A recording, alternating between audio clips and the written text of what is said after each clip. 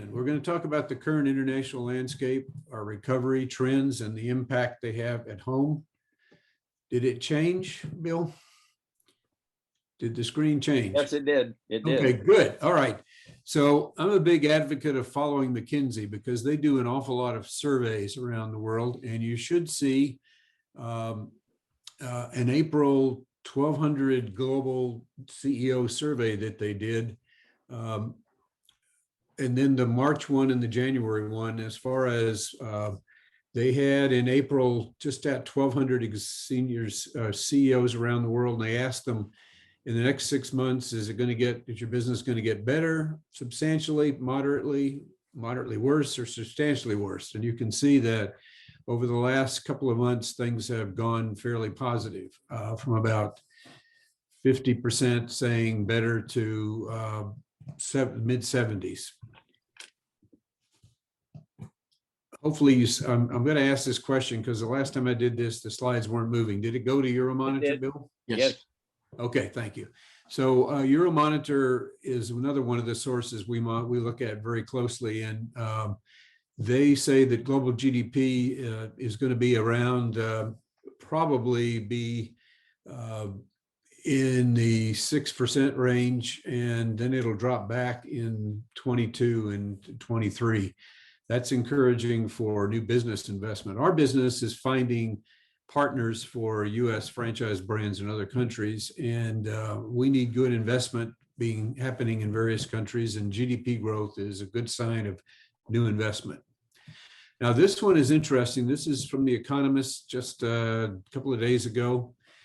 This is called the Global Uncertainty Curve, and this one is kind of weird. It's the relative number of mentions of the words uncertain, uncertainty, and uncertainties in country reports. In country reports monitored by The Economist around the world, and you can see that really during the last administration, the uncertainty index went up considerably, and now it's really dropping.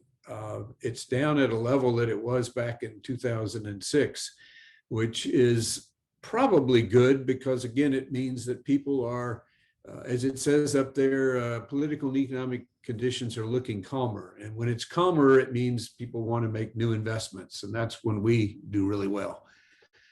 I always have my vaccination slide. So here we go. This was, as of yesterday, worldwide by the group called ourworldindata.org.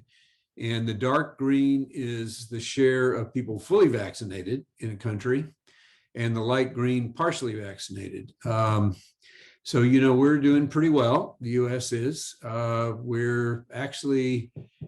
were told last night on the news that the number is 50% of U.S. people have been vaccinated once. A country that's missing is China because they're not releasing information. So surprise, surprise, surprise. And even if it came out, we'd have to look at it carefully. Some of the laggards are Japan. Japan's sitting at about 2%, maybe 3% vaccinated, which is the worst in the first world. And it probably will mean that the Olympics are canceled in Japan.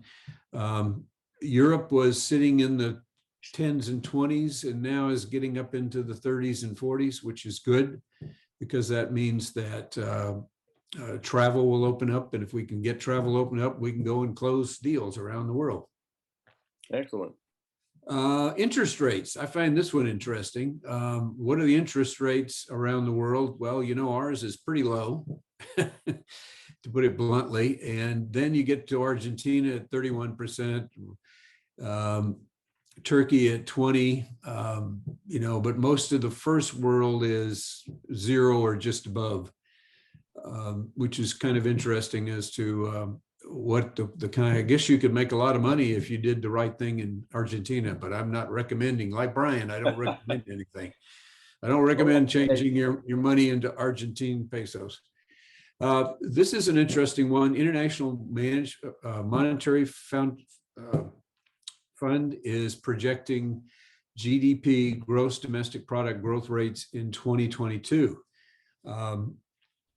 And everybody has their different ones, but the IMF does pretty well. So we're still looking at pretty robust growth, although we're coming back from the horrible 2020, obviously. But we're looking at pretty robust growth around the world, which is good for new investment and good for business. We had here in Orange County, last week, we had the annual Orange County World Trade Week. And one day we had Joe Brusuelas, that's how he pronounces it, the chief economist for RSM, talk about the world's economy. And this slide, he had 20 some odd slides, but this one to me was fabulous. What it says here is, look at Canada. It says that the Canadian government pumped 20% of annual GDP into the economy. We pumped 26% in last year. The UK, 20%. Japan, 57% of GDP was pumped into the economy. But look at Europe. They've not yet done their putting money into the economy. They're talking about it. So here, 8% in Germany, 4% Italy, 6% in France. And guess what? Their economies are not as robust as ours. 20% of GDP extra into the economy, I'm sure Brian would agree, is just an amazing amount of money going into the economy at one time. Of course, there is a debt associated with that, isn't there? Another one of my McKinsey studies, they asked, I'm not sure, they asked 2,000 people around the world, what about remote work? And 1 day a week, 1 to 2 days, 3 to 5. Notice as we go from the UK, Germany, US, Japan, and France, Spain, we're pretty good. But once we get to China and India, it drops off. In other words, remote work potential greater in more advanced economies. So that's an interesting statistic. Now, here's one of my favorite charts. This is called the evolution of the Earth's economic center of gravity. This has been published by McKinsey for about, I think, 25 years. What this says is that back in aught one, literally aught one, the first year of the current timeline, AD 1, the center of the world's economy was way over in Asia, in South Asia, above India and right next to China. What does that mean? That's where the most gross domestic product was. Now it moved to the west, as you can see, more west and north. Whoops. Sorry about that. It moved west and north as Europe started developing GDP, and then, of course, the US, so that by 1950, 4 years after the war, the GDP center of the world was somewhere between Europe and the United States. But gradually, as China started growing and India started growing, it started moving back to the east again. And then you'll notice between 2000 and 2010, it really moved east. And now it's estimated by 2025, which is 4 years away, to be back almost where it started again. And this, of course, is based on looking at the GDP of countries worldwide. That's kind of an interesting movement there, which is not a surprise. Now, this one's going to be very hard to see, and I'm going to have the slides for you afterwards. This is as big as I can make it. There are about 200 million square miles of area on the surface of the earth other than water. And you'll notice the biggest countries, Russia, Canada, China, US in area, Brazil and Australia with no people, and then Antarctica is right up here, and then the rest of it's water. Okay, most of it's water.